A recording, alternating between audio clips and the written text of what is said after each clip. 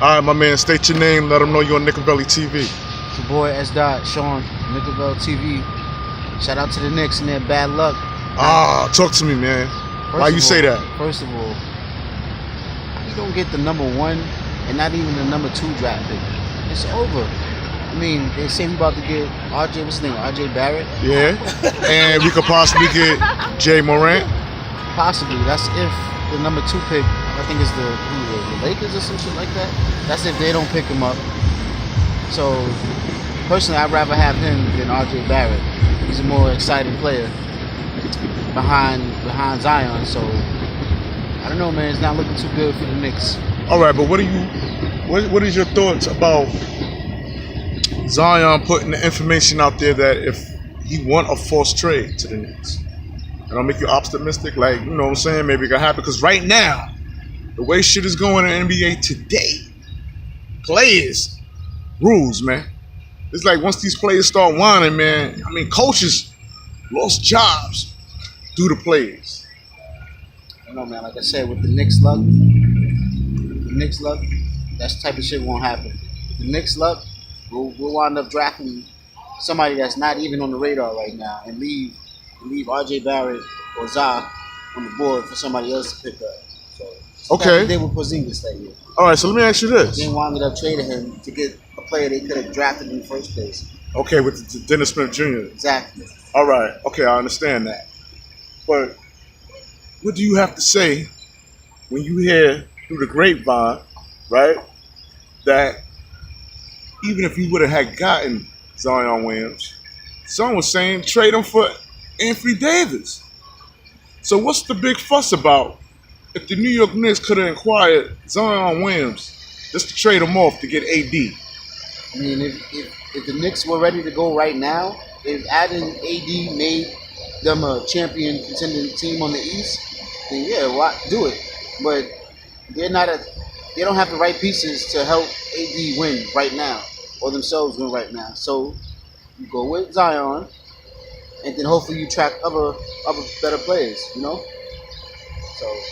Okay, so basically you're telling me you don't even see AD coming to the Knicks now. Nah, I don't see AD. I don't see Kyrie. I definitely don't see Durant. Especially now that Zion's not even coming. It's quiet. Damn, man. It's quiet. Damn. It's quiet. Huh? Shit. Think about these players that's already on the Knicks. Our last season rookies. Mitchell Robinson, Kevin Knox. They're doing all right. Mitchell Robinson's doing all right. You know what I mean? Kevin Knox, he need to step it up. He's been a little quiet. But other than that, they play hard.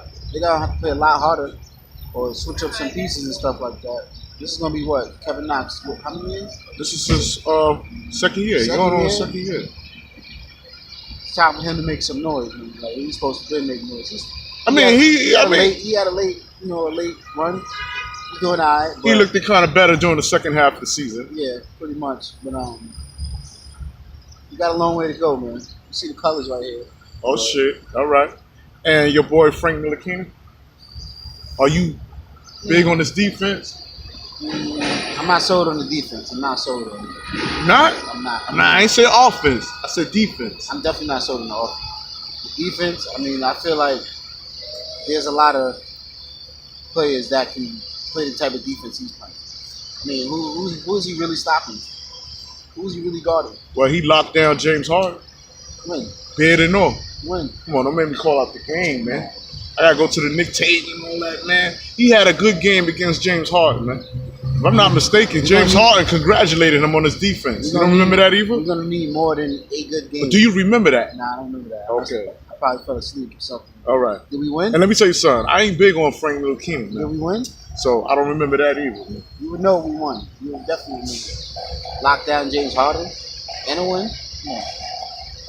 I'm a Knicks fan, but I'm just realistic. So you're not big on this 5 points a game? Nah. Leave him out, man. And if the Knicks keep him, that's $5 million they have to pay him, which is not a whole bunch of money. Consider where he's at in his career. But for him to give you just 5 points per game, that's $1 million per shot. You average off. Damn. There's something about that number 5 with Frank Ntilikina, man. You can't get past 5, man. Contract wise, point wise, like shit. I mean, he's got a lot of work to do as well. He's still young though, so And he's still growing. he's got to work on more than just defense. Defense is good. Defense is key, but All right. you're not Ricky Rubio. You know, having 7 points but having 20 assists or some shit like that. Okay, and how do you feel about no more Trey Burke and no more Courtney Lee, Tim Hardaway? Who was you upset that was no longer on the Knicks? Well, Trey Burks, I think he was a good player. He was a solid player for the Knicks. It's kind of sad that he was gone. As far as Courtney Lee, I'm glad they got that bum out of here. It's trash. I think he's behind Danny Green. Okay. He's one of the worst shooting guards in the league. I'm sorry. Trash.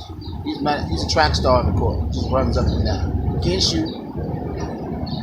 So I'm glad we got rid of him. Get him out of here. And how you feel about Lance Thomas? Lance Thomas, he been had his time, and I don't know.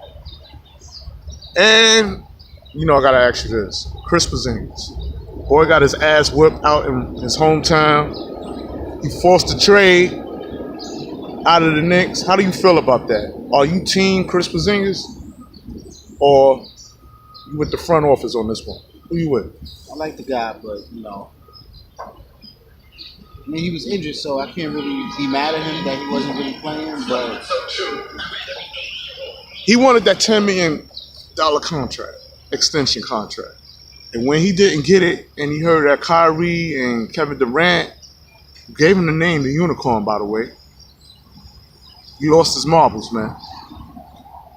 I think he still would have been a good addition for the Knicks, especially with whoever we're about to get now, But it's over for him too. It's quiet. So. Do you think Chris Porzingis took the curse with him? Because shit, he can't catch a break. Definitely. First, he got caught up in the rape investigation.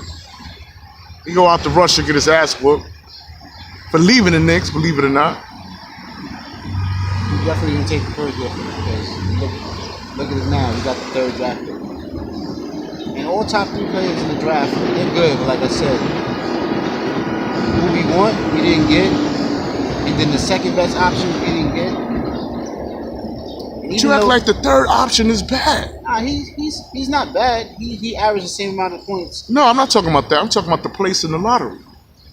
That's not bad, man. It could have been worse. We could have had. Not bad, but you got to think about the players that we need. All right, that are man. available within that draft. And with that being said, I want to thank you for your time. You're now on Nicovelli TV. For all my viewers, make sure y'all like and subscribe. And we out. Peace.